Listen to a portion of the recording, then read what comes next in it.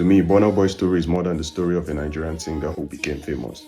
Also, to me, it's a story of identity, family, rebellion, setbacks, reinvention, and almost stubborn belief that African music could stand on the biggest stage in the world.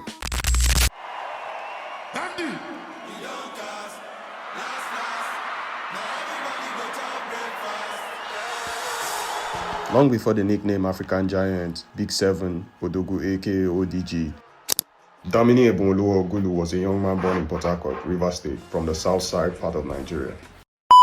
A young man who grew up surrounded by legendary musical elements.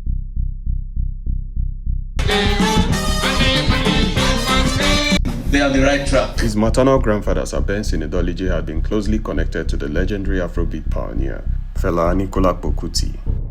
His grandfather served as Fela Kuti's first manager.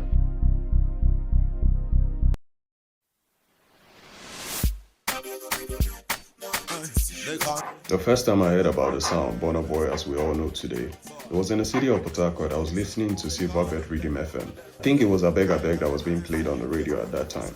I didn't know who Burna Boy is. I vibed because we usually vibe to one they called the band, Two-Face DBR, P Square, and the rest of the legends that were being played then. So again in 2011, I heard Bombolombo. And then I wanted to know who this artist is because one of my cousins played the song and I asked about him and he said, yo, this is a Port Harcourt boy who just returned back from the UK. Very dope artist. And then I decided to dig in.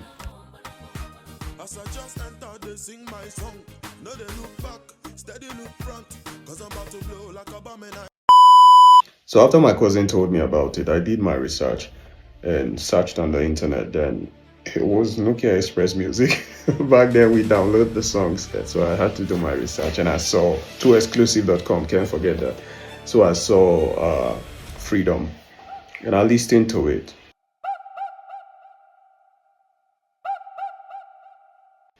And the storytelling skills didn't look like an upcoming, because back then, you know what upcoming sounds like? It sounds like what some people would call whack, but this guy was already prepared.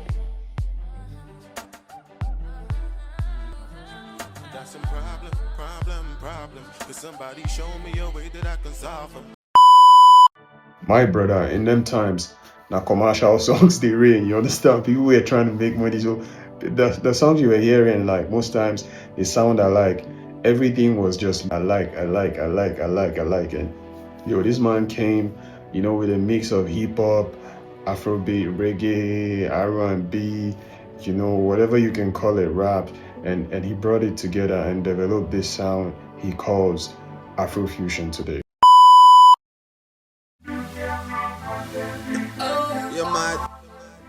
2011 to 2013 changed everything. Burna's early years were about building his sound, working with producer Lyric. He developed a fusion of dancehall, reggae, Afrobeat, and Nigerian influences. So Like to Party became that song that introduced Burna Boy to a much more larger Nigerian audience in 2013, which followed by his debut studio album, Live, Leaving an Impact for Eternity. Such a powerful title for an artist who just came on the scene. You see, the title captured his ambition. He wasn't just trying to make hits. He wanted to leave an impact for eternity.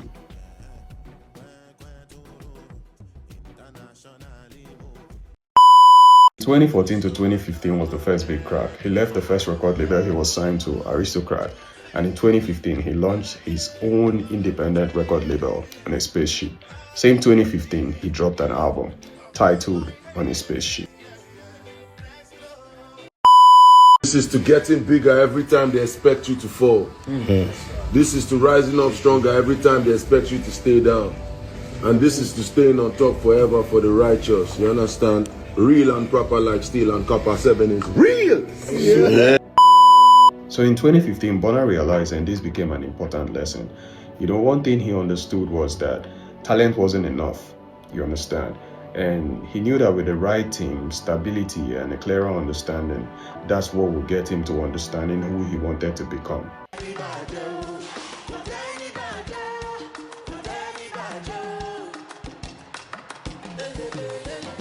So in 2016, then came Redemption. This felt like a statement. Burna began repairing relationship and like connecting with people from his earlier career. Like his relationship with Lyric, his first producer, was restored, and the project showed him moving towards a more international version, of his sound. Expenditure? So in 2017 to 2018, Mama Burna returned. So Mrs. Bossa Ogulu returned as Burna Boy's manager full-time. And this became one of the most important decisions of his career ever made.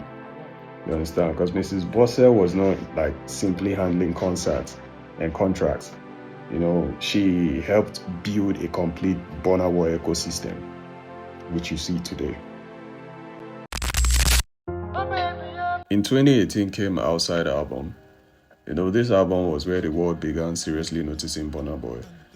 Songs such as Ye, On the Low, Heaven's Gate, and Give Them, especially, helped, establish his international presence.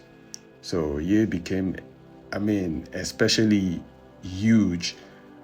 Outside showed that Burna could cross borders without abandoning the sound that made him different. You understand? In 2019, that was the birth of the African Giant. You see, the African Giant changed the scale of everything. Like, if you should ask me, because the title was bold enough, and Burna Boy was actually presenting himself not simply as a Nigerian artist or a Nigerian star, you understand, but as an African artist that is capable of standing at the center of the global stage.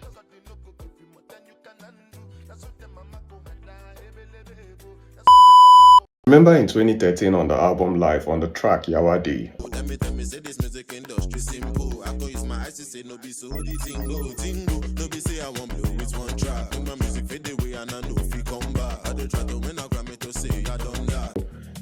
he already affirmed that he was going to win a Grammy. So in 2019, African Giant album was nominated, for the best global music album. And we lost that year. Best International Act. And the BET Award goes to... Haha, Burna Boy! So same year in 2019, Burna won the award for the Best International Act at the BET Awards.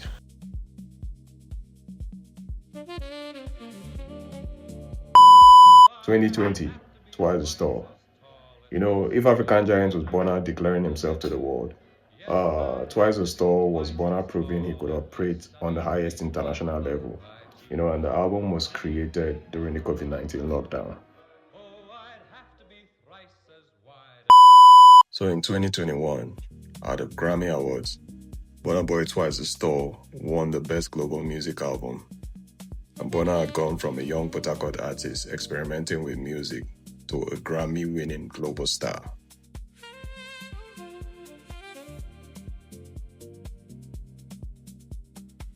So in 2022, he dropped a hit single titled Last Last.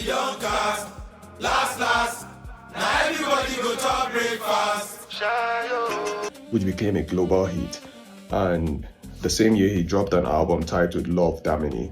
And that moved on till like 2023, he dropped I Told Them.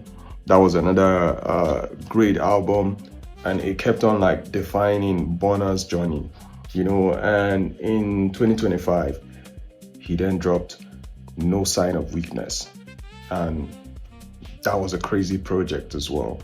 And all these albums defined Burna's legacy, to the point where he is right now, that he's selling stadiums, touring, selling out arena. He's the highest touring African artist, and I'm so glad that I locked in, till date. Because Burna Boy's life is a proof that dreams become reality. For this life, if you don't make no evidence, say you try your best to.